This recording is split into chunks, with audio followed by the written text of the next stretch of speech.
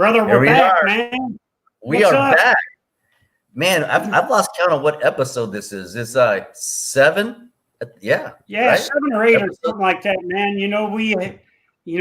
We had that stinking Marine on Stalker, then last week we had the Air Force guy, K-Wright, enlisted Jesus. In between, we had some, we had Griff and Colton Smith, and everything. Awesome. We just keep popping around here and getting after some folks, man. So how was your week, brother? Man, it was good. It was good, brother. It kicked off this week, at full pace right out the gate.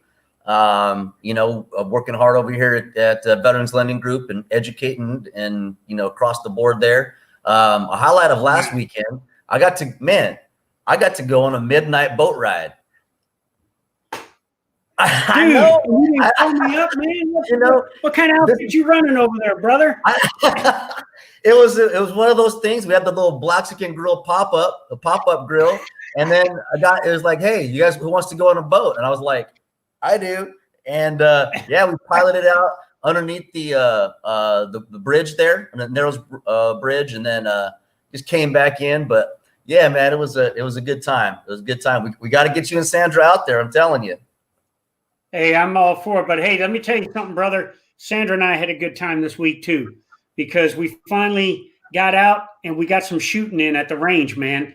And I saw that. Yeah. Yeah. So I got my Sig Sauer P320 going. Sandra got her Micro 9 Timber Bel Air version going. But I got to tell you a quick story about the range, brother. Let's hear it. So Sandra and I go in there and we get ready to shoot. And these two ladies, they make you go in the first time you go into the range over here off Pacific. You got to go watch a video for safety, And there were two ladies in there. They didn't have any weapons, and they're watching this video. And so they left before Sandra and I did. So they were in line in front of us. And so we're out there. We brought our own pistols. We brought our own ammunition. I had put Sandra through some pre-marksmanship instruction. She was golden. And these two ladies are up there at the counter. Now, the two guys working behind the counter, there was 3 of them. 2 of them are former Stryker Brigade guys that I know, and one's a former 3rd Ranger Battalion guy that I know very well. Either I've served with them in combat or I visited them at their organizations. So we had a chat right when we came in. Anyways, one of the guys asked these 2 ladies, so what experience do you have with firearms, or where do you have experience with firearms? And they said, one of them said, in the streets.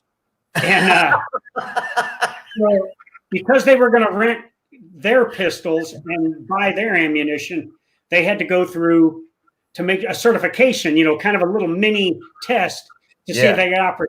And watching one of these girls, man, she grabs the pistol, she got her finger on the trigger, she's trying to put the magazine in backwards and everything. Oh. And that dude didn't miss a beat. Politely, he just grabbed the firearms. Both of the ladies were screwed up. Grabbed the firearms and said, ladies, have a nice day. Thank you for coming in. And out they went. My point is this, man, and you know this, brother. The safe, effective use of firearms comes through safe, effective instruction.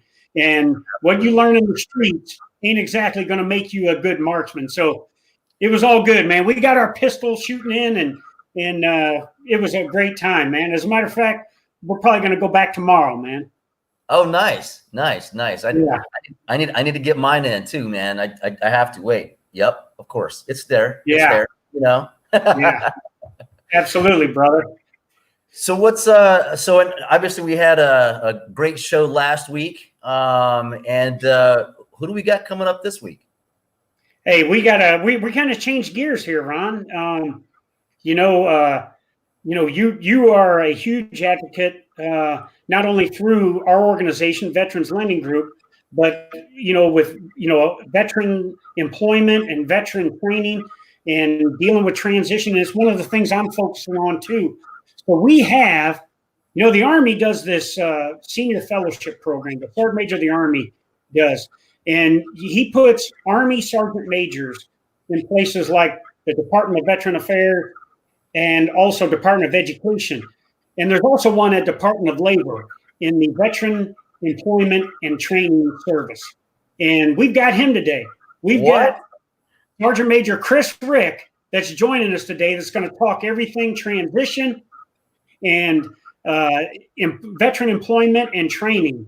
And I will tell you something else about this guy. He's a paratrooper. He's jumped out of airplanes. There he is. He's also a Mangudai warrior. You know, there he is. We'll get to that later on. And he is just a great stand-up guy, and it's great to have him on here. Welcome, Chris. Welcome. Yeah, thanks for that, guys. And you guys talking about Pacific Northwest. I was up there for 6 years, and I'm a 4-2 striker alumni. Ended up the Tacoma's Narrows Bridge, all the the ranges around there. It's wonderful. But I'm coming to you from the National Capital Region here in DC, where I'm currently serving as a senior fellow in Department of Labor. So a little different environment out here right now. I'm going on week 9 of working for my new office / garage, for Belvoir. So, making it happen.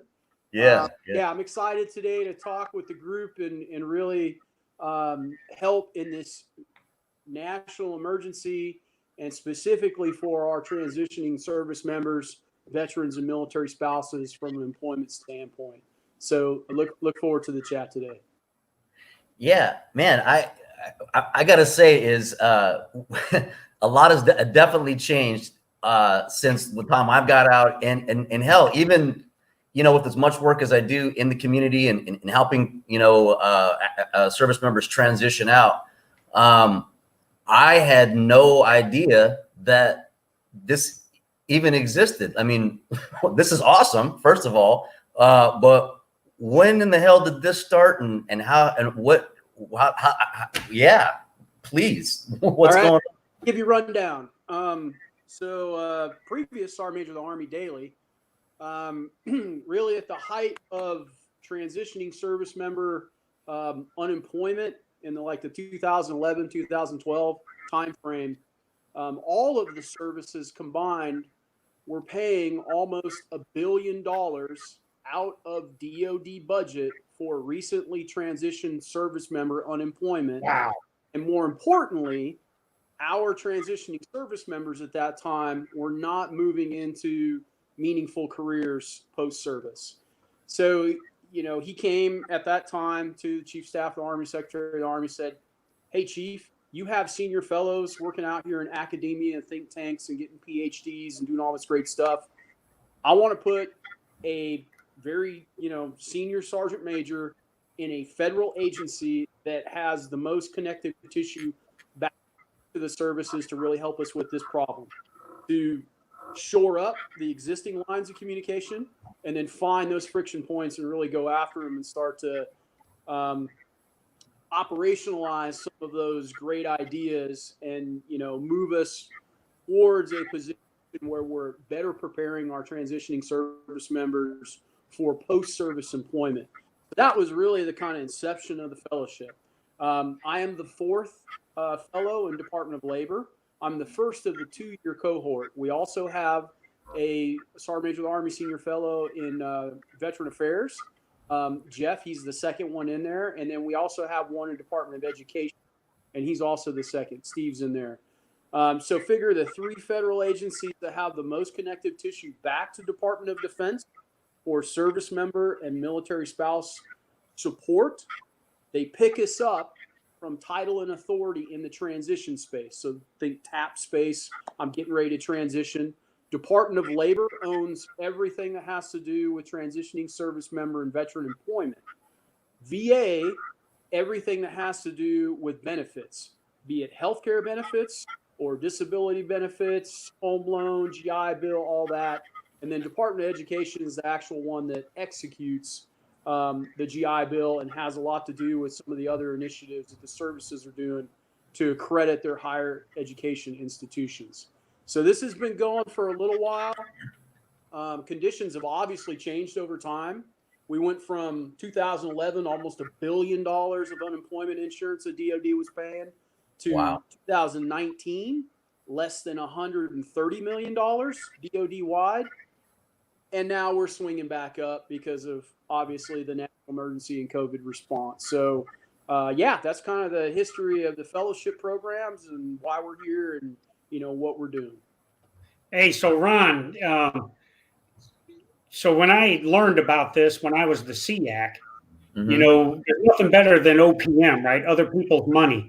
Yeah, So that's this right. was the first year of the Army's program, but I said, I got it. I'm in the Army, but I'm the SEAC. So Chris, brought Chris in and I said, look, brother, you're a huge asset and we're going to get you out across all the services. And Chris has made a huge impact, not only within the Army, but with the Air Force, the Marine Corps, the Navy, the Coast Guard, but also military spouses. He's done a lot. And I used to bring him in all the time for my Defense Senior Enlisted Leader Council events. And he would talk to the Service Senior Enlisted, the Combatant Command and Sub-Unified Command Senior Enlisted, but also the last one we did, he had all their spouses as well. So he's been a huge asset, and it's great to have him on here today, man. Yeah, man, this is incredible. Like, so, I mean, what is it that that you do for your role, and how do you actually, you know, push support out? Is it with information and resources and a top-down approach with just the Army, or is it DoD wide, or? Yeah, so I really kind of run on 3 lines of effort in my role within Department of Labor. One of them is inform and educate our senior enlisted leaders, Department of Defense wide. I do that in a lot of different ways based on each of the services. At the request of Sergeant Major Marine Corps, I go down to Quantico every time they have a first sergeant's course, because they bring all their first sergeants to Quantico for that. So I brief them following their Marine and Family Programs in-service briefing on kind of, all right, here's the macro level Department of Labor in-service opportunities that they advise, and then in the transition space and post-service.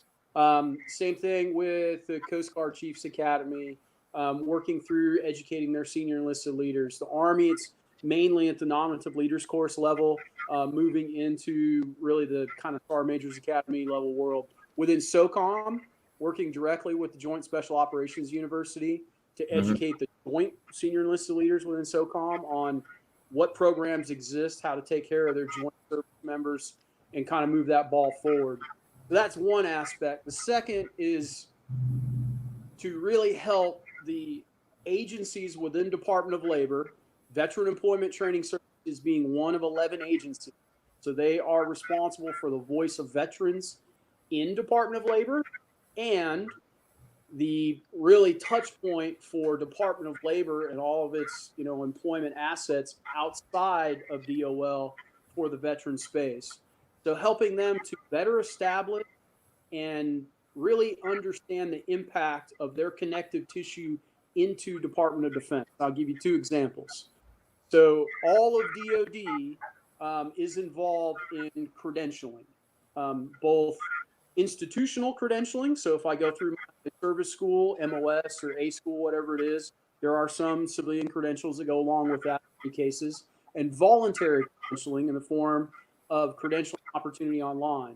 That entire program is advised to DoD by the Employment and Training Administration within DOL. So they really focus in on industry recognized credentials. There's a little less than 1,600 that exist in there for service members to go after, but they're the ones that are highly sought after in the industry sectors outside of DoD. And, you know, Department of Labor really funnels that information into DoD. So that's one kind of bridging area where DoD is the supported from DOL kind of organization in the interagency space. The other is the United Services Military Apprenticeship, USMAP. Yeah. This thing has been around since the 1970s, and not a lot of folks know about it. The Navy started it. It is the second largest registered apprenticeship through DOL nationwide.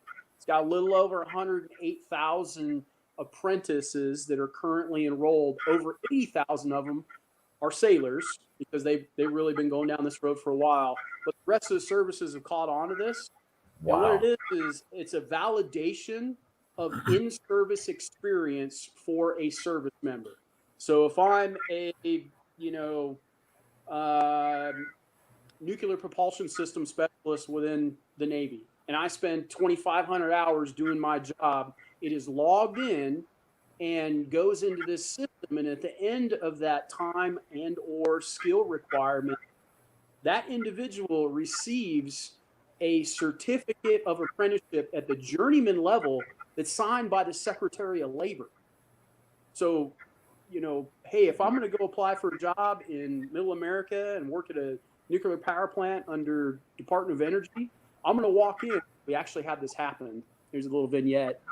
A recently transitioned petty officer first class who applied for a job in this field, did not have her certificate, called Department of Labor vets. They went upstairs and found it in the logs, printed it off and sent it to her. It was a $30,000 bump in her salary walking into that job. I mean, that's the kind of that in-service solid programs and technical advisory from Department of Labor kind of happen. So those are some of the roles that I play. And then obviously advising on the transition assistance program and what's happening in the transition space. The NDA 19 made some very distinct changes to it. It basically broke it apart and extended it, so you're not drinking through a fire hose for 5 days straight trying to absorb all this, you know, from your transition. The Department of Labor has 3 touch points in the overall TAP program that are specific to employment.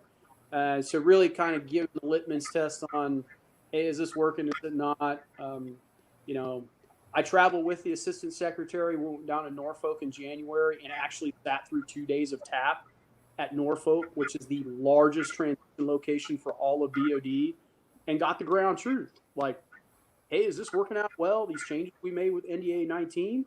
nice. Or, you know, tune some things up. Right. So yeah, that's kind of the role that I play in the Department of Labor, connecting back to the service. Hey, Chris, so you talked about transitioning service members. You talked about TAP.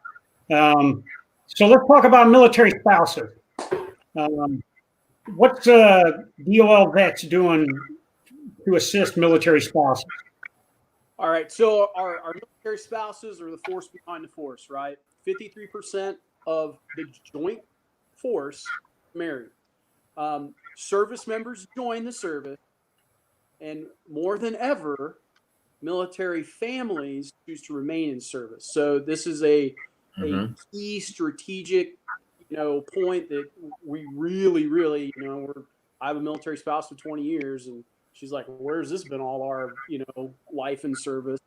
But really doubling down on that and making a concerted effort to ensure that a military spouse is able to gain and maintain meaningful employment in a career as they move with their service member from camp, post, and station to wherever it is they're going. The military spouse statistical move rate is 10 times that of their civilian counterpart. Mainly, the Department of Labor to this point has been focused primarily on occupational licensure reciprocity and moving occupational licenses across state lines for our professional spouses that have some form of a license. That's anywhere from hairdresser all the way up to physician.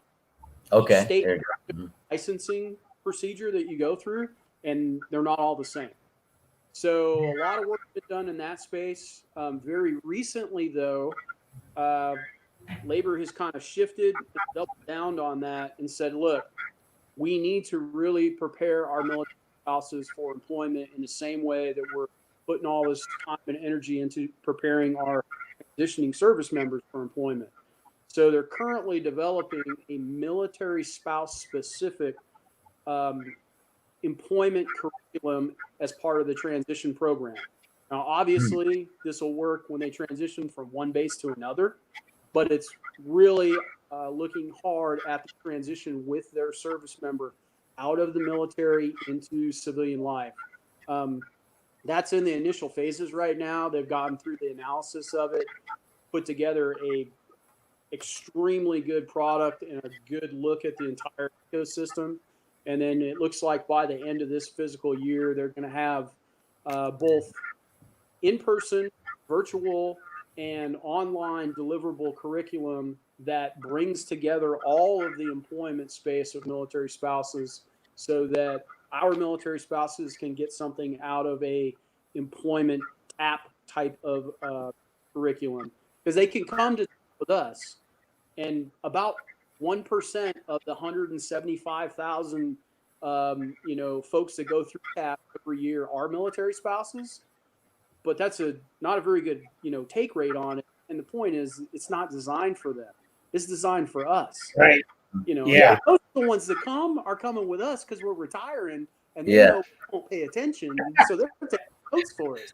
I mean, they're on it. So that's where we're going in the military spouse space. Really trying to hammer that home. So when you talk about like the fellows in the different agencies, like such as yourself, and right now you're talking obviously about transition, which is I could see where DOL would kind of want to be a part of that. One of the things that, in case you didn't know this, but here on the outside, VA Medical does not talk to VA claims as far as disbursements of funds, and neither of them talk to education. The systems just flat out don't fucking talk. Now, that being the case, are you all talking, when it comes to transition, as these, as the senior enlisted fellows in these areas? You're smiling, so you probably know that the outside that doesn't talk. Hopefully you're doing something on the inside. And are those other agencies working together in the same goal for transition, or does each one have its own track of here's what we think transition looks like? Well, so I'll give you kind of the big picture on that, and then I'll bring it down into a smaller shot group for you. There are quite a few, depending on the kind of product line, interagency working groups between Department of Defense, Department of Labor, VA, Small Business Administration, Department of Education. I know I'm missing a couple other interagency partners that are in there that continually come together and look at what does the transition space look like? How does it need to change? What curriculum needs to come into it? What additional resources need to come into it? And what is not working so well? Now, back that off and shift gears a little bit and then look at the fellows.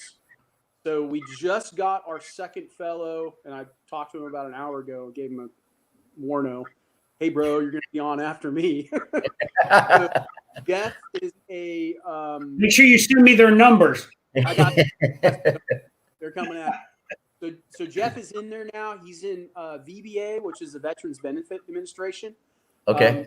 Really going hard after the transition space, the linking and helping the services to understand things like your transition physical and filing your claims and doing that ahead of DD-214 time, so that the goal of VBA and the undersecretary for VBA's desire that your benefits start day one on transition, not you're waiting months. Benefits delivery at discharge. Right. Roger that. As opposed to bad benefits after discharge, which is bad. Yeah. So Jeff is going hard down that road to really make those connections that on the employment side we've been working at for quite a while, but he's the second one in and is getting his feet under him and going after it. Now, I tell you though, he's making a lot of progress and headway, and VA is doing a lot of things. The START program, where they're calling our recently transitioned veterans at the 30, 60, 90-day mark and really going through, okay, what services are you not getting that you need? Where are those services housed? And that's an interagency. VA's doing the calls because they have the budget in the call centers. But if it's employment related, they're referring directly to Department of Labor and the state workforce agency veteran employment specialists that are out there. And I'll talk about that in a little bit. If it's small business related, they're going straight to SBA for the Veteran Small Business Administration, loans to keep them going through this current COVID response. Big thing. Yeah. And I sent a document that has a bunch of links on that to Victoria to put on your guys' site. So that's getting better. and we're always trying to improve the foxhole, right? And I think that's the benefit of having us, the senior enlisted leaders in there, because don't get me wrong, I mean, there's bureaucracy at all levels, but at the end of the day, it's got to be about the customer. It's got to be about the service member and their family that is transitioning after their first term or retiring out. It doesn't matter. They all deserve the same level of support with benefit. And that's really what we're kind of after in our role. So, and then our education folks are really working some initiatives right now to crosswalk the services institutional education programs with something that's called SIP codes with each of the colleges. Yeah. And yeah, so you're familiar with that. So that's got some exciting potential. No longer will we have to go pay for our transcript to be evaluated. Oh yeah, right, exactly. To get it evaluated and converted and all that good stuff. Yep, I had to do that. Last time I applied. We will be in a very, very, very good place as a cohort of transitioning service members into the veteran status from a higher education, a credentialed and experiential learned apprentice position, and with the benefits that go with us lifelong through VA, SBA, and Department of Labor. So, quick bridge question on that. So, since you're talking about education and DOL together, right now there's a lot of veterans. That when they want to do something, right? So, hey, if I got laid off of this, let me go change a career field or something. Hey, I got voc rehab, right? Let me go tap into that or GI Bill, whatever. But a lot of folks, especially the veterans that are, I'd say my age, over 35,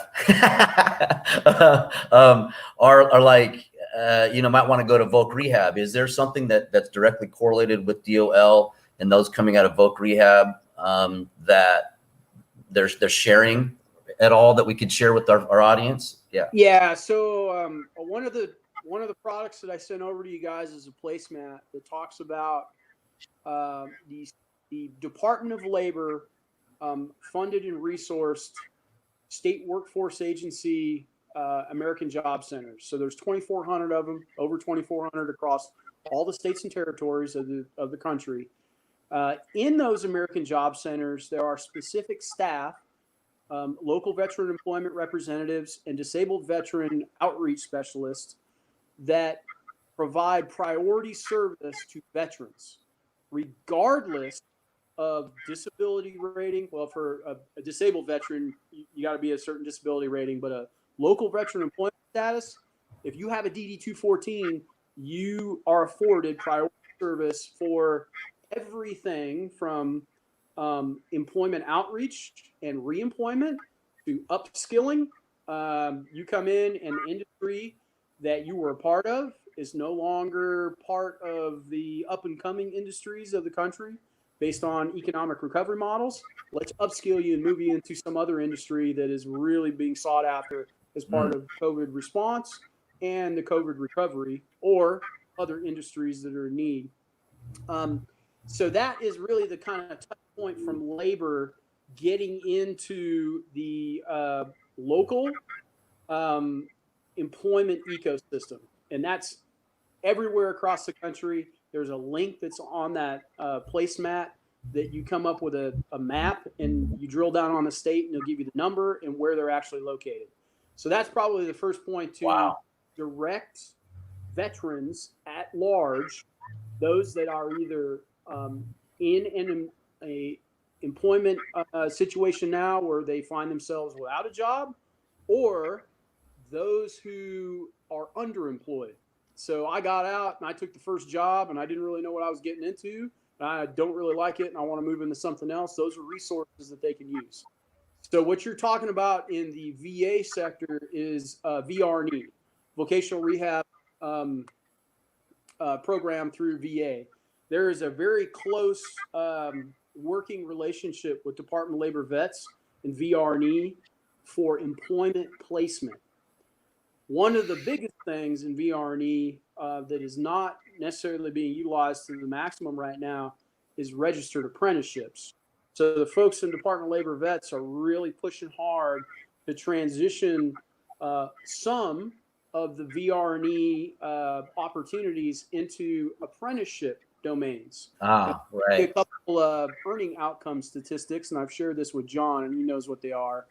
So right now in this country, the median income for a 4-year bachelor's degree, all degree fields, all locations and industries across the country, is right about $63,200 and some odd dollars. When you look at the median income for all apprenticeships, all locations, all occupational fields across the country, it's just over $70,000. There's interesting. Yeah. A lot of folks are very interested in those numbers, especially some legislators. But the interesting thing that when you start looking at those two that isn't taken into account with just that median income is student loan debt. An apprenticeship, by definition, incurs no debt. You are paid while you're going through your training pipeline. Right. Whereas a bachelor's degree, not so much. So you take that $60,000 and then start lopping off at least a portion of it to repay your student loan debt. It exacerbates that kind of disparity with earning outcomes on the backside. So we're really, really trying to vector our transitioning service members, because our statistic of service members who are transitioning out of the military, all branches, almost 60% of them are high school degree or below. Even with the in-service, great tuition assistance and credentialing assistance program, still where we're at. So if we're looking at their ability to move into the employment space, we really need to vector them into an opportunity where it will upskill them, most likely if they don't want to take advantage of their GI Bill and go after higher education, which many of them do. That's a great thing. Yeah. Then move them into an apprentice pipeline so that they have a long-term, very sustainable career that they can raise a family on and, move into that mid-sector kind of really skilled technical in the country. So that's one of the areas that DOL. Yeah. This is awesome. Yeah. Hey, so Chris, first of all, to the audience there, and if you're watching on Facebook Live, the resources Chris talked about are on there, and you can access those resources that Chris has been talking about. Mm-hmm. So you talked about these job centers, and there's the resources on the screen. So a homeless veteran, if they want to try and get a job, what do they need to do? I mean, we have a huge problem with homeless veterans out there. What advice would you give to a veteran out there that is homeless in order to get up on their feet and get to work? So 2 areas to vector in on. So part of the programs under Department of Labor Vets is a homeless veteran reintegration program. There's a substantial amount of grant money that is released every year through DOL Vets to all the states for grantees who basically build a homeless veteran reintegration program in their local community, tie it into the services of the American Job Center, and that really takes that veteran who's homeless through the process of coming off the street, getting into shelter, moving into a either upskill or reintegration into the employment environment. And you'd be surprised, man. I mean, I had a personal interaction with an Apache mechanic who's certified in aircraft frame here in Springfield, who is homeless. And wow. I'm talking to this guy and I'm like, what? He's like, well, short story, divorce, made bad life choices, substance abuse, blah, blah, blah. And I'm like, oh, okay. He's like, no, but I get it. And I'm going through the whole reintegration program, and here's the agency that I'm linked in with. And I'm like, oh, yeah, I know them. They're on the list here in the DC area. And he's like, I'm in an apartment with 2 other veterans. It's great. Yep. I got that, camaraderie back. I'm clean. I'm going back into the workforce. I'm getting everything squared away. And I mean, dude's hired now. So that's probably the first location to look. There are also incredible homeless veteran programs through the VA, and they fund a large number of programs in the state level that bring homeless veterans off the street and put them back into a very similar type of environment where they move them into a transitional housing situation. They, if they qualify for the vocational rehabilitation, then they'll move them in that. They'll get their VA claims filed for them. Yeah. I mean, wow. Yeah. Most of them don't even file and could receive benefits under VA. So those are some of the things that that both of them are really working with. So it's a real good thing to see. I'm seeing some questions come up here. Yeah, we got a question here from Wes King. He says, Sergeant Major, any programs or grants that you can recommend for a new veteran business owner in the field of agriculture, SBA, DOL, or any other places to look to help build a new business? Yeah, so I was just in a meeting today that produced some links that I believe Victoria put on your guys' site for SBA. So the first tracks went through.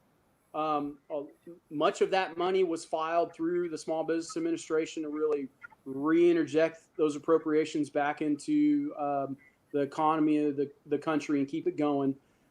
That ran out. The second round of appropriations came in, and it is still there. There is a lot of money that is sitting in SBA waiting for businesses, small businesses, to take advantage of. The veterans portion of SBA is extremely engaged in processing as fast as they can any applications for small business loans, and those that have already received small business loans, in some cases, applications for basically loan forgiveness. So if they're using that money to keep their business afloat, and I don't know all the particulars with it, but it's on that one pager that I provided for the group here. That would be the first place I would look. The second place I would look, because of the industry sector that you mentioned, is U.S. Department of Agriculture. They have some incredible programs for veterans in agribusiness and are really pushing hard to keep the veteran population and grow the veteran population in the agribusiness community. My email is on at least 3 of those products. If you would like, whoever posted that question, I can link you with a veteran representative for the USDA directly to kind of get you connected in with USDA and understanding what they have to offer as well. So great question, though, because that's a huge industry sector that needs to keep going. Hey, I got a question for you, Chris, and then we'll go to our. Hey, Ron, it seems like the Ron and John show is years, and the guy that always comes to a place that everybody knows his name, that's Sullivan, Ed Sullivan. Sullivan. I'll tell you what, I'll defer to Ed Sullivan because he's just a regular here at the Ron and John show, and I'll let you entertain his question. All right. I had a question for John and Chris. When you first joined, were there still a lot of Vietnam veterans on active duty? And what would you say you learned from them that could be passed on to today's generation of soldiers, leaders, and veterans in regards to service, leadership, and transitioning? So I think I'm a little bit older, maybe a lot older than one Chris Rick. So when I joined in 1982, the majority of the NCOs that I had in charge of me were Vietnam veterans. And back then, we'd only had a professional non-commissioned officer corps for about 7 years. In about 75, we started, coming up, we created the U.S. Army Sergeant Major's Academy, and the other services started these programs to develop our non-commissioned officers through education and everything. So what I learned from my Vietnam veteran NCOs was how to be a soldier, how to be prepared for combat, how to operate and be a professional, and how not to live like a dirtbag. I mean, they were all about standards and discipline. They were about combat performance and things like that. I did not get a lot of mentorship then on how to continue to build my education or what to do on my career and how to, go forward, not only through my training and education, but my structured self-study that I should have been doing back then. And I think it was just a different Army in 1982 when I joined. Now, we have some of the most educated senior non-commissioned officers that we've ever had, and they got to where they got because of this piece of not only training and education, but encouraging structured self-study as college or any other kind of skill that could be marketable on the outside. I'm not saying anything bad about our non-commissioned officers back then. It was just a different way of looking at things back then. Mm-hmm. Chris, you got anything to add? So 1992 for this guy. So I was raised by two Vietnam vets, my father and my uncle.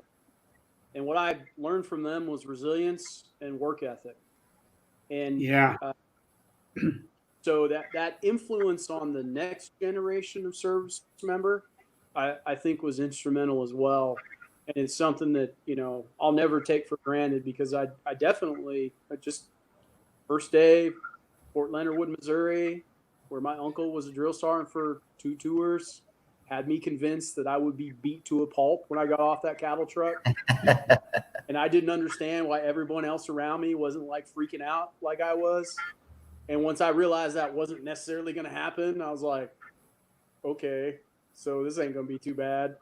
So, just let me understand that, hey, you're part of something bigger than yourself. You're going to move into service, whether you do initial term or career, but it's service to a larger cause, and take it seriously. So that was my takeaway from that generation personally. Yeah. So if I could close out, this is how I would, kind of compare the two. Nowadays, when someone comes back from a permanent change of station from overseas, they come down on the assignment cycle, and there's a packet that takes them through all the steps and to make sure they and their family are taken care of. And this starts about 6 months out when they start this transition process of coming back from overseas. It includes things, not only how to clear your house and everything, but it's also how to get your pets back and stuff like that. Back then in 1982, and I was in Germany from 84 to 87, and I started getting down short on my tour, and my NCOs kept telling me, you ain't short until you eat in Germany and shit in the United States. To get your ass back to work. It was all about that work ethic. Hey, just suck it up, buddy, and keep going, all right? Because your number one mission is to the Army, Navy, Air Force, Marine Corps first, and then we'll worry about your personal life and your family, okay? Not saying there was anything wrong with it, just a different culture back then, almost 40 years ago. Oh, that's good. So what was your question, John, that you had? I forgot all about it now, man. Okay, so Chris, here is the issue. We have this career skills bridge program within the services, but it doesn't get used to the maximum value that it could be used to. And then you talk about only 60% of service members are transitioning with college. I think we know that a big reason for that is, and correct me if I'm wrong, only about 30 to 35%, somewhere in there, of tuition assistance is actually used by service members that are authorized to use it. Could you comment on both of those, please? Yeah, I mean, that both of those are great points. So the Career Skills Program, which is the legislative program that authorizes 180 days left of DD 214 in your transition space for a service member to participate in a employment skills program. And there's a ton of them that are out there now. Department of Defense has over 150 employment partners that have signed memorandums of agreement. And then each of the services also employ those career skills programs in a little bit different ways on their, installations in the United States. And a couple of them are finding their way OCONUS. The Army's the largest employer of skills programs. They call it CSP. And really what it is, you know, an industry that says, hey, look, we have a short educational pipeline that we want to run folks through, and then not guarantee them, but at least interview for job outcomes on the backside.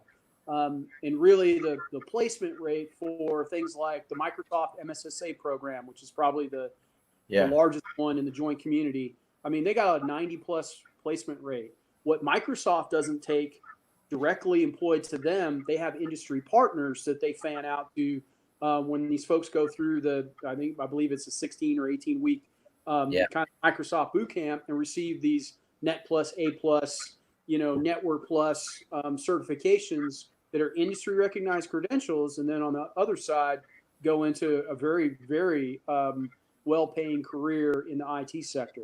So that's kind of the SkillBridge space. When you look at that space, and then you look at what is potentially an opportunity right of DD 214 in the larger apprenticeship space. So right now, through Department of Labor, registered apprenticeships across the entire country are somewhere in the 20,000 category. Now, there are state registered apprenticeships as well that are around 10,000. So the Department of Labor this year started an apprenticeship pilot program that is complementary to SkillBridge. So if you look at the DD 214 line, SkillBridge is on the left. If you look at post-service, that's an apprenticeship, because the SkillBridge, my salary, if I was enrolled in that, is being paid by DOD. I'm getting training from industry partner with a very strong potential of receiving employment before I transition. Some of the rub with that, John, to your point, is when industry goes in and they have a very extensive training pipeline, that's not conducive to large scale numbers of service members participating. Because, you know, if I'm a commander and I have 10 or 15% of my combat power that's in that transition window, and they all go to SkillBridge at the 6-month mark, holy, what am I doing, you know? So we're not getting a big take rate on it. So the industry sectors are figuring out, if I make it shorter in service, I'll get much more applicants that will apply, and I'll get much more throughput. Now, there's exceptions, some of the internships and fellowships and things like that, but that's usually for very senior folks that are transitioning to have a little bit more time. So what we're trying to do with that apprenticeship pilot is capitalize on that and link those SkillBridge partners to apprenticeship opportunities on the right side. And as that transitioning service member comes into that transition space, open up so 144 industry partners with DOD, 20,000+ registered apprenticeships in the post-transition space through DOL. So DOL is put in place in 8 locations across the services, the highest transitioning locations. They're called APCs, Apprenticeship Placement Counselors, that are briefing transitioning service members and then aligning them with their interest in the apprenticeship space. And it could be anywhere across the country. So that's part of an ongoing effort to expand the efforts in the transition space so that service members can take advantage of things like SkillBridge and keep continuing that into the right of DD 214 apprenticeship world. And then the second piece of education, that is exactly why the Army went to a credentialing assistance program, because the amount of TAP money, or tuition assistance money that was being actually used by service members is not even close to what is appropriated for it. So absolutely that out to have voluntary credentialing, which we're finding is at, or in some cases based on the industry, above what the industry wants, as opposed to a degree to move into that occupation, was a great step by the Army, and the other services are moving in that direction as well. So definitely 2 areas that they're going into. It looks like we have a question. Yeah, we got one from Erica. Yeah. She says, and which is a great question here. So what is the #1 thing that employers can do to prepare for the employment of veterans? The DOL can be seen as a regulatory compliance agency that focuses on the laws when it comes to employees, which might cause hesitancy to reach out for support. And I mean, I got to agree with this. I mean, one thing, you know, because before, you know, I was smiling when you were talking about helping the homeless vets and all that kind of stuff, because I remember being the one doing that work, and it sucks, especially when you got a full-time job and doing everything else. But so as much as I still put it on the veteran and say, hey, you know, get your shit in the pile, be ready, and push forward. At the same time, employers also have to be able to understand a little bit about us, what we do, and how we function. So yeah, what's the DOL doing to educate with employers? Great question. And the individual put that up. You're on point. I would say she took the wood to your ass, dude. I would say, from my perspective, after being in this role for a year, that of the 11 agencies within Department of Labor, 9 of them are strictly enforcement and compliance related. They're not programmatic in nature. It's an oversight function. My perspective, you know, that's me kind of looking on the inside. Department of Labor vets and the Employment and Training Administration and a couple others to a lesser scale are almost entirely programmatic related, meaning they receive appropriations to do stuff for basically development of the workforce and employment of the workforce. So vets in Department of Labor is that functional agency under that Assistant Secretary, John Lowry, who's a retired Marine Corps Force Recon guy and like super gets it, to really move out on behalf of the service member and the veteran. And there's a large effort in the Office of Strategic Outreach with a broad spectrum of employers across the country to really, and it's like the last of the 4 mission statements they have, is to promote employment of veterans and basically educate those industry sectors on why it is a good business decision to hire a transitioning service member or a veteran or a military spouse. And there's a lot of different ways they do that. And a lot of it is different based on the industry sector and the type of occupation and the geographic location. But a lot of it is through partnerships. And that's kind of the big, you know, relational is operational. Oh, yeah. Especially when you have a whole bunch of states that want to do sometimes very different things in the employment space. So it's really about those relationships down and in the state workforce agencies that they continually nurture and propagate to make sure that we, transitioning service members and veterans and our spouses, are at the forefront of consideration for employment. So it was a spot on question. I didn't really understand it when I got over there and was like, this is a giant bureaucratic monster. And then I really started to get the why behind the what, understand, okay, this agency does stuff. It does do one oversight function. And this is a great segue into it because we got a lot of it going on right now. So our Compo 2, Compo 3 brethren out there, National Guard and Reservists, they are protected under the United Services Employment and Reemployment Act. It's commonly referred to as USERRA. All of them know what it is.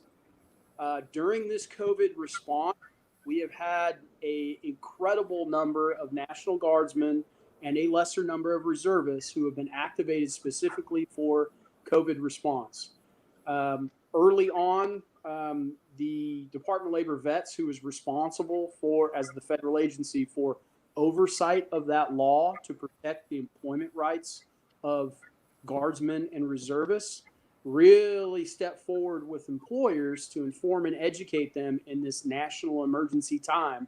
Because you can imagine many of the guardsmen and reservists that were leaving their job to be activated, the business was shutting down simultaneously as we went into let's stop the economy and everyone stay home. So we have this kind of very unique environment that everyone's found themselves in. So DOL vets, one oversight function, I would say, is in that space.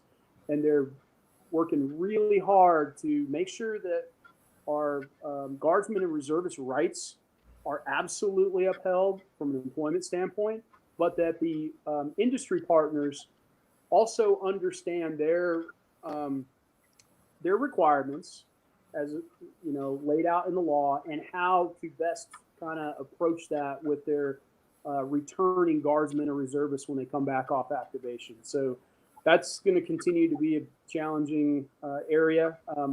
I did provide a PDF that was put out early on, hung on the site. So any of the guardsmen and reservists that are part of your audience, they can go on there and pull that off. It's got some links and an explanation of what's going on right now for the COVID response for USARA claims. So kind of leave it there. Awesome. So, Ryan, you think we ought to hit him with some rapid fire here and see what this guy is all about? I think we need to hit him. All right, brother. Yep. All right. Chris is all things DOL right now, but he grew up as a medical professional. He's jumped out of airplanes and everything. First question I have, in people that know me know that I'm big on a nasal pharyngeal airway. So if this stranger over here was having trouble breathing, could you still administer a nasal pharyngeal airway to him and without any lube? Absolutely. Barring he did not have any facial trauma, because that would be contraindicated. But if your grill was in relatively good shape, it's going in.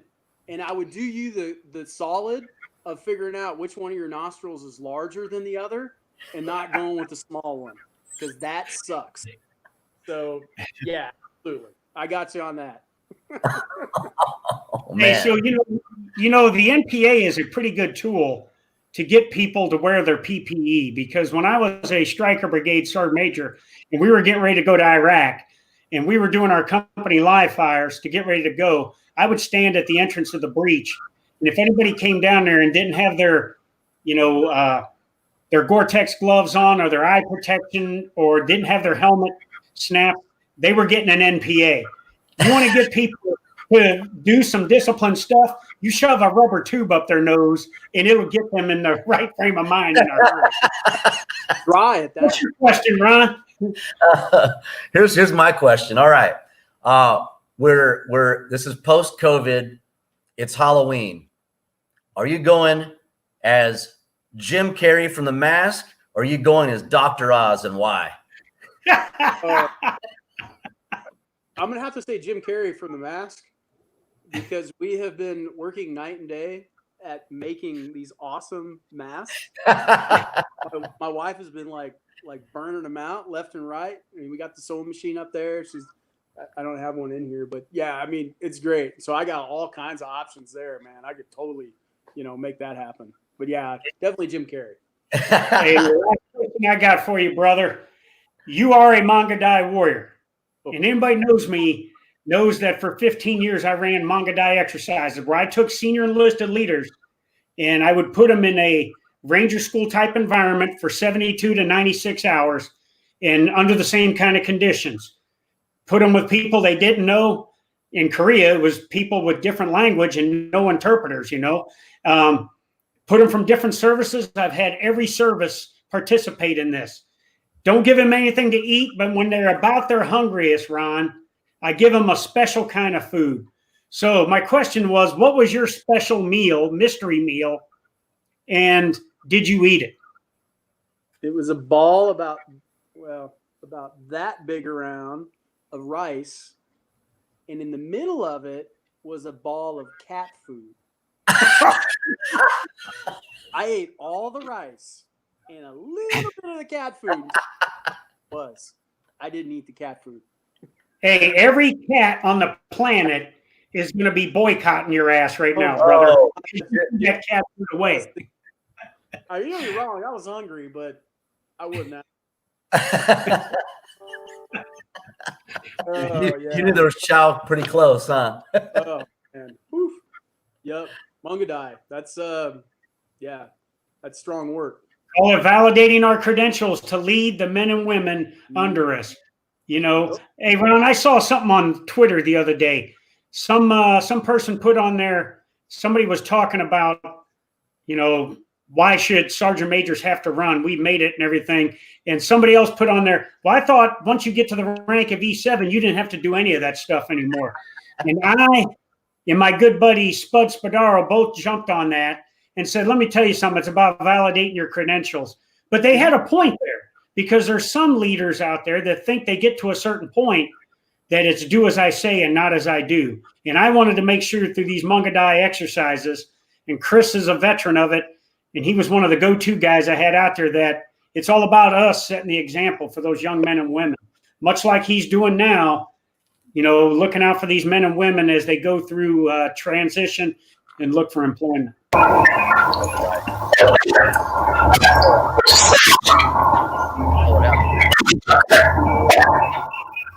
You good over there, brother? Yeah, I don't know who did that one. I don't know. Yeah, that's not it. Either way, what are we looking here, John? We ready to close her on out? Yeah. Hey, Chris. I'm normally what we do. I say something, we'll turn it over to you, and then Ron will close us out. I just wanted to say, brother, thank you so much for the job you do at Department of Labor, Veterans Employment and Training Service. You have been just a phenomenal battle buddy with me when I was the SEAC. And to this day, you know, we were just in Tampa together. It seems like a lifetime ago, but it was actually, what, 2 months ago we were in Tampa, and you had the assistant secretary with you. So I appreciate what you do, brother. And we're going to continue to use you as a tool, if you don't mind.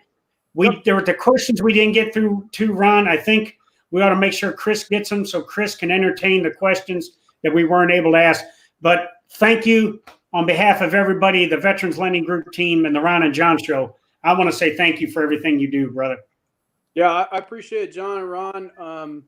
It was absolutely my honor and privilege to help to try to kind of get the word out, inform and educate, you know, not only our veterans, but those that are watching that are still in service that will be transitioning at some point, right? We're all transition service members. Right. And the military spouses. I mean, you know, this is a family affair for me. All my nephews, grandfathers, fathers have all served. My son's on deck. You know, my wife and all of my nieces and extended family are either veterans serving or married to a service member. So, you know, this is really, in my opinion, and you know, an opportunity to pay back to the services and into that transition space, because as we transition, we are our best recruiter to maintain that all volunteer force going forward. And Absolutely. That's, you know, what it's all about. So thank you, gentlemen, for having me on. And I look forward to following up on all the chats we didn't get to and the questions. Yep, absolutely. And again, on behalf of Veterans Lending Group, who are the proud providers of the Ron and John Show, just to let you know, put it out there. If you're looking for a refinance, a new purchase, or education, come look us up at veteranslendinggroup.com, VAHomeloanBootcamp.com. If you're wondering and you're on the fence on who you want to choose, just remember that we are the special operations VA financing. We wouldn't be here if the old 𝗙𝗵𝗵 wasn't here as well. So something we can do to help you out, we're here for you as well. And you can see, you know, we're more than just loans. We really care about the community and bringing this education to the masses. And you know, these programs, this programming is here for you. It's anchored into our site so that you can come back and share this information with anybody in the future if weren't able to catch it live. And I think there's on this one, there's going to be a lot of follow on and follow up. Of people that we can utilize this as a direct resources, you know, to folks like the USO, to a work of honor, to the local Washington State EAV and all the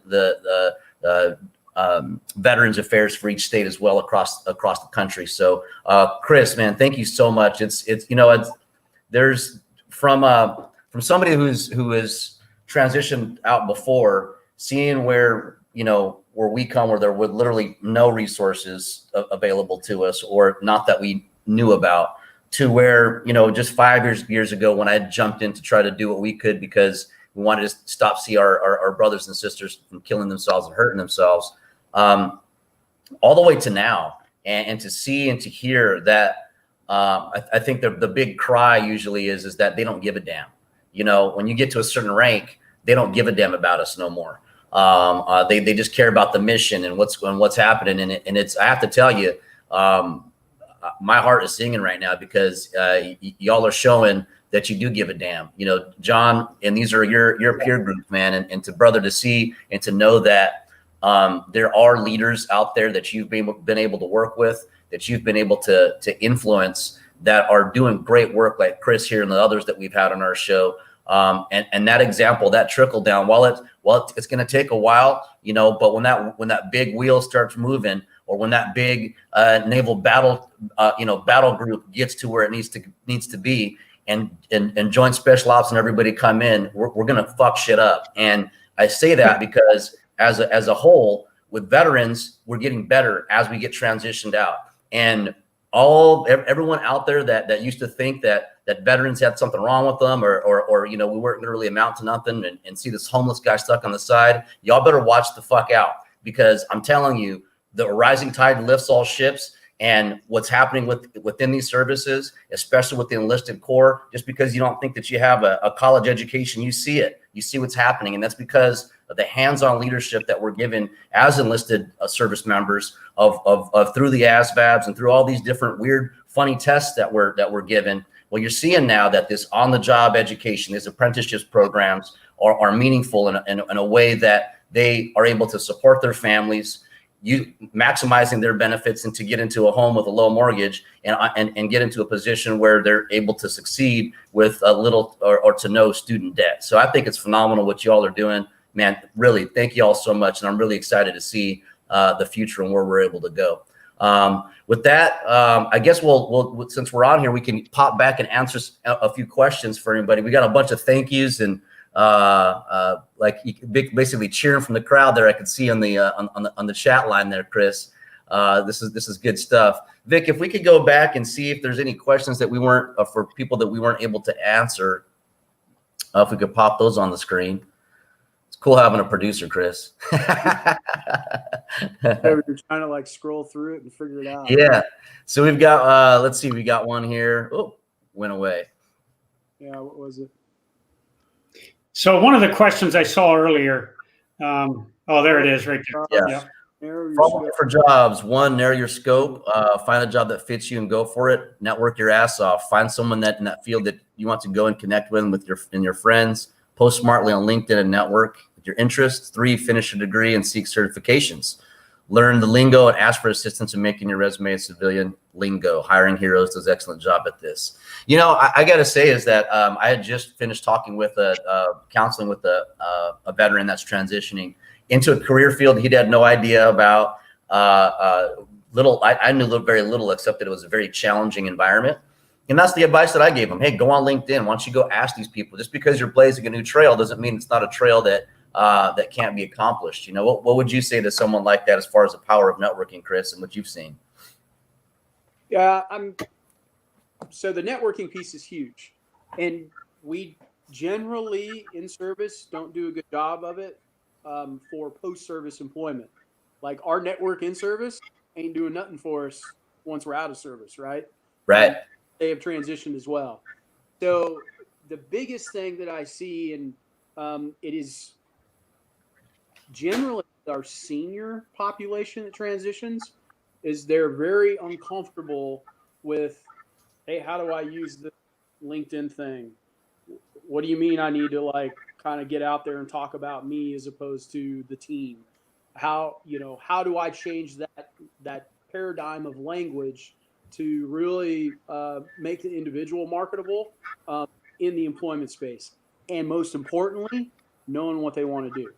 So the statistic is, as a transitioning service member moves into the deployment space, they're going to transition about 2.5 times over the first about 3 years because they don't land in the right place. They either go after money or they go after the first thing that's coming because they have a requirement for employment, and they end up finding out like the culture in this organization sucks. I hate what I'm doing. I'm in there. Employed. Like I should be running not that dude's job, but the guy like 3 above him. And then usually what we find though is that when they're making a transition out of that first or second job, they're moving to a higher level of authority and higher level of pay. Right. So why aren't we getting there out of the gate? Exactly. That's the key. And that's really where I like where Assistant Secretary Lowry's going, because he's looking at the talent base in Department of Labor vets for employment perspective as, hey, we really, really need to accelerate the trajectory of our transitioning service members so they land at that higher income and higher career status going out and meet their full potential and don't settle for that, initial job out the door. And there are a ton of great organizations out there that do great work that DOL is now moving aggressively to partner with, double down on the ones like LinkedIn that are very good in that transition space, and make sure that they are at the forefront of our transitioning service members' consideration when they're moving into the employment sector. Awesome. Hey, two things I would add in that. So, first of all, especially for someone that stayed for a career in this institution, their professional military reputation has to be able to translate into a personal brand that is marketable in the corporate world. So the bottom line, if they are seen as a shithead on active duty, chances are they are going to be a shithead to try and get into corporate America, and they're not going to be marketable. The other thing is we're institutionalized. Some of us, I 1 month shy of 38 years. Normally, people that stay 25 to 30 years, you've never had to worry about income. You've never had to worry about, will I get paid this month? Well, a couple times there when Congress couldn't get their shit together, a few years back. But the bottom line is you're institutionalized. And when you get ready to transition, there's a fear of the unknown, one. And two, you don't know what you're going to do unless you've really built in a plan and everything. And so some of these guys, jump on the first thing available. And especially if they're one of those guys that had a poor military professional reputation, they jump on the first thing they can get just so they can know that they're going to get paid every month, and then next thing you know, they're not even in there, 6 months, and they're looking for something else, Right. That's just John Wayne Troxell's opinion. If you have a terrible reputation as a senior enlisted leader on active duty, and when you get out, it's not going to vanish. All right? It's still going to be people about what you're all about and everything. And if there ain't anybody out there saying great things about you, if they're saying you're a shithead, chances are you're not going to get that job you want to get. Right. Yeah. We got something from Candace here. Our other #1 follower. Baddest real estate / military spouse in the world. She got me with Veterans Lending Group and got me my house. So we got all kinds of time for Candace. Oh, yeah. Or she'll punch one of us in the face, and we definitely don't want that. That's effective. Hey, so Cam read this while we were giving the chat here. So you're spot on. There are huge barriers to employment for our military spouses. A lot of them have nothing to do with the actual employment space. It's access to the education, the resources, the time, deconflicting that with their service members' obligations on the installation and whatever their mission set is. And I completely understand that. I will tell you that service senior leaders are very, very mindful and engaged in this. Military spouse employment is on the top 5 priorities for the Chief of Staff of the Army right now. So there's a lot of horsepower and resources and really time and energy being spent on, all right, what are those barriers and how do we reduce them? The director for the Army's basically child development and youth centers is engaged directly in the child care issue because that's a huge one. Where I'm kind of vectored in is focused almost exclusively on the employment domain because that's the authorities that Department of Labor falls under. But what we're finding is it's like a sea of information. There's a whole lot of folks out there that are doing great stuff in the military spouse employment space, but you have some folks that are aligned with certain demographics, like occupational demographics of military spouses, that really go after how do we connect, maybe professions in law or the medical field or these other areas to employment sectors. And there's been really a gap, from my perspective, in some of the work that we're doing from analysis on taking all of the information that's in the military spouse employment space and putting it into a package that is accessible and digestible for the military spouse population, either delivered in person through one-on-one facilitated employment, courses, given off-duty time, off installation in different ways so that they have access to it, virtually through a instructor facilitated, course that's online, similar to how we've transitioned TAP now that in-person TAP is basically shut down, and then hang it so it's open source so that all the services, service member and family programs, so the Fleet and Family Services, Marine for Life, Army ACS, can grab the information and the facilitator's guide and then pull it down and schedule courses on installations and provide that to military spouses for employment. That is the goal of Department of Labor, and that's what they're doing right now with developing that military spouse employment curriculum, kind of moving forward, is not recreating what's already out there in the space, because there's some great stuff. It's bringing it together in a way that is accessible and digestible to the military spouse population and delivering it where it meets them. And you bring up absolutely great points, and we're very aware of it. So thanks for your continued support in that.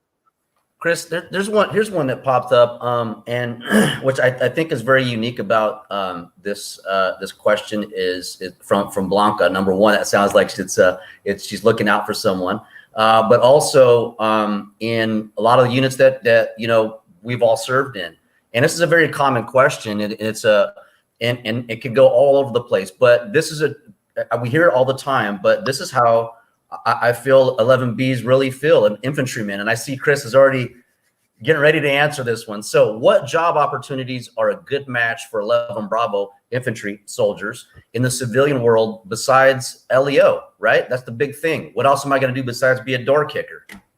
Yeah, gotcha. I have multiple conversations about this weekly with a lot of my peers and cohorts. So I'm going to give you a little bit of kind of statistical information, and then we'll dive into this. So this year in the Veteran Supplement to the Bureau of Labor Statistics employment data, every year there's a Veteran Supplement that's sponsored by the Department of Labor and the VA that looks at the veteran employment space of the country. 40% of the employed veterans in that supplement are aligned in occupations that are in management, professional, and other related occupations. Leadership. That is the secret sauce. That is the game changer that really transcends the I'm an 11 Bravo, I'm a 68 Whiskey, I'm a whatever. And it is the thing that the services do from day one, almost, that is very unique as opposed to private industry. Unless they're a very large organization or they have just this like really awesome culture, they don't necessarily invest a whole lot in leader development of their workforce. It's just kind of, hey, Bob's been here the longest, he's going to be in charge and makes seniority and gets promoted. So that is really one of the things that transcends. And the opportunities for employment in that sector are astronomical.